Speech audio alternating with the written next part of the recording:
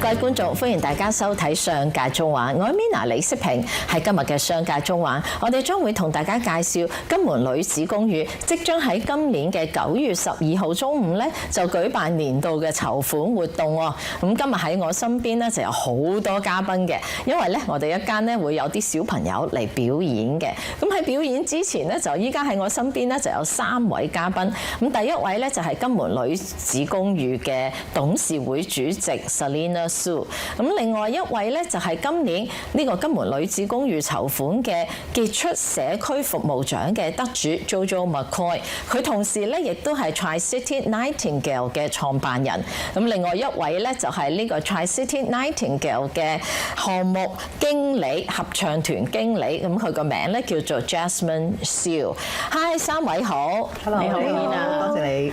咁首先咧，我哋由 Selina 開始啦，就麻煩你好快講講呢個金門女子公寓嘅歷史同埋背景啦。金門女子公寓咧已經成立咗多過158年。哇，好耐啊！咁咧係由一個傳教士開始嘅。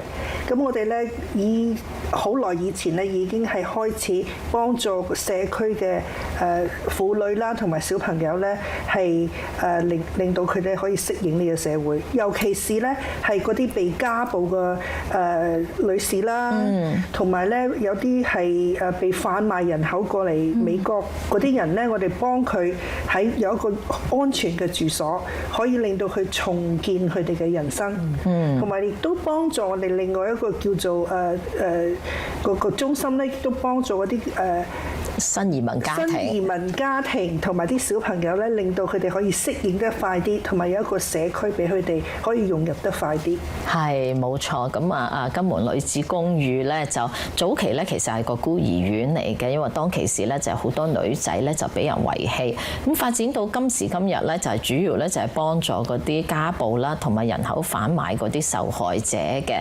咁啊當然咧亦都有服務新移民家庭啦，同埋亦都咧就有啲兒童班嘅。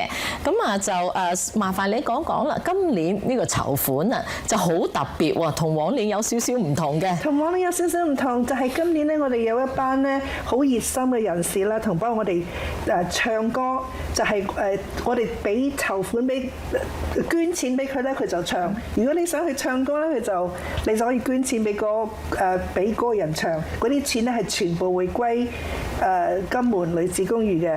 嗰啲人咧係業餘嘅啫，唔係明星乜嘢，係我哋個 board member 啦，同埋有啲好朋友，同埋佢哋嘅家人啊，或者係兄弟姊妹咁樣，你會喺我哋嘅網址度睇到噶啦。咁今年嘅籌款麻煩你講講啦，時間地點啦，同埋你哋想籌到幾多錢咧？我哋想籌到好多錢，最少咧就係15萬蚊。15萬。咁咧就係喺9月12號，亦都係翻喺我哋就不嬲都喺嗰度嘅，叫做康廉。係喺三藩市華埠嘅康廉酒家啦嚇。冇錯。係咁就我知道咧，每年咧金門嘅籌款咧，亦都會表揚嗰啲對社區有傑出貢獻嘅人士。咁今年有邊幾位得獎者咧？今年有2位女士係好值得我哋去表揚嘅。第一位咧就係 Dion Lim，佢係ABC 以前嘅主播啦，同埋佢亦都係一個非常熱愛為華人中心去求取我哋嘅福利嘅人，叫做 Dion Lim。咁另外一位咧就係喺我身邊嘅 Jojo McCoy。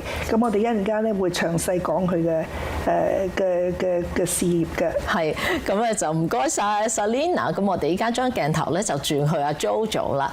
咁阿 Jojo 咧就麻煩你講下啦。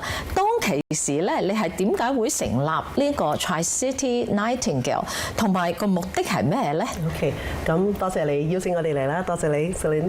咁 Tri-City Nightingale 咧，我哋係 locate 喺Fremont 啦、UN City 同埋 Newark 嘅。咁樣咧，我哋係一個非牟利嘅教育組織。咁其實今年已經嚟緊咧，就係第14年㗎啦，已經係啊，都幾耐㗎啦。咁其實我一直都相信音樂咧係唔單止係一個藝術啦，好多小朋友都去學音樂，但係都可以用音樂係服務喺呢個社會上邊嘅，咁樣咧關心別人啦，好似我哋揾到金門啦，係咪啊？咁樣咧，所以我哋每年都會舉辦2個嘅大型演唱會，2個演唱會所有嘅籌款咧都係全部捐晒出去嘅。哦，俾嗰啲非牟利團體，俾非牟利去幫人哋啦。咁樣咧就因為我哋希望我哋將我哋嘅音樂教咗俾學生啦，咁去俾佢哋回獻翻俾個社會，同埋咧將呢個愛心同正能量咧係俾唔係單止社區，俾全世界其他嘅有需要嘅 organisation 嘅。非常之好。咁據聞咧，你哋亦都有參加好多比賽㗎，係咪？係啊，我哋有參加唔單止係本地嘅比賽，亦都有帶啲小朋友出去海外，甚至乎係World Ranking 嘅。咁好感恩啦！我嘅小朋友都好努力咁去學佢哋，唔單止唱歌，而且都有鋼琴。下一步可能你都會睇到我哋小朋友嘅表演，又帶咗一啲鋼琴嘅小朋友嚟。咁樣佢哋都好努力，我哋都好感恩佢哋嘅一齊嘅合作。係，咁麻煩你講講啦，呢個合唱團嘅理念啦，就係啲咩咧？就因為我知你哋做好多善事啦，好多社區活動啦，咁就麻煩你介紹下。好啊，其實咧我哋咧係有5個嘅 mission 嘅，咁我哋希望盡量我哋每一年我哋做嘅嘢咧都可以搣到呢5個嘅高。咁第一個咧就係個 musicianship 啦，就係音樂嘅素養，咁樣培養我哋所有喺我哋學嘅細路仔咧，佢哋個音樂嗰個基礎一定要紮實。啱。因為做乜嘢事都好，係我覺得係音樂係一個 perseverance， 對佢哋一個難嘅音樂更加要去 go through 佢，因為我覺得人生其實就等於係學音樂一樣，係咪？咁樣咧就喺。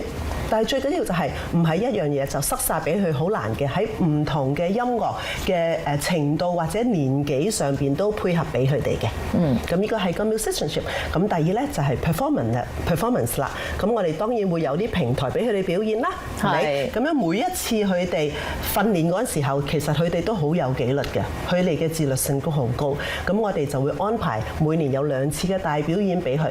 咁當中表演嗰陣時候，我時時都同啲小朋友講，你哋唔係就係為咗自己個 limelight， 唔係為咗自己去表演好唔好俾人睇，而係每一次當你做得最好嗰陣時候，你要記住下一次會比今次更加好。係非常緊要。咁第3咧就係 leadership 啦。咁呢樣嘢我都好感恩。咁我哋嘅學習嘅團隊裏邊咧，我哋嘅 culture 係一定要大家都係。會係互相合作嘅，同埋我哋係有啲我哋嘅所有嘅團隊嘅人都係leadership 咧，都係 volunteer， 都係佢父母係幫手嘅，同埋細個啲小朋友都會聽大姐姐，所以嗰個環境係非常之和諧同埋合作嘅。係非常之好，我哋多謝晒2位先。咁我哋依家咧就進入一段廣告，喺廣告之後咧，我哋會請阿 JoJo 咧就繼續同大家講埋佢頭先講到咧就3個理念啦。咁其實佢哋一共有5個嘅，咁另外2個 mission 係咩呢？我哋一間見。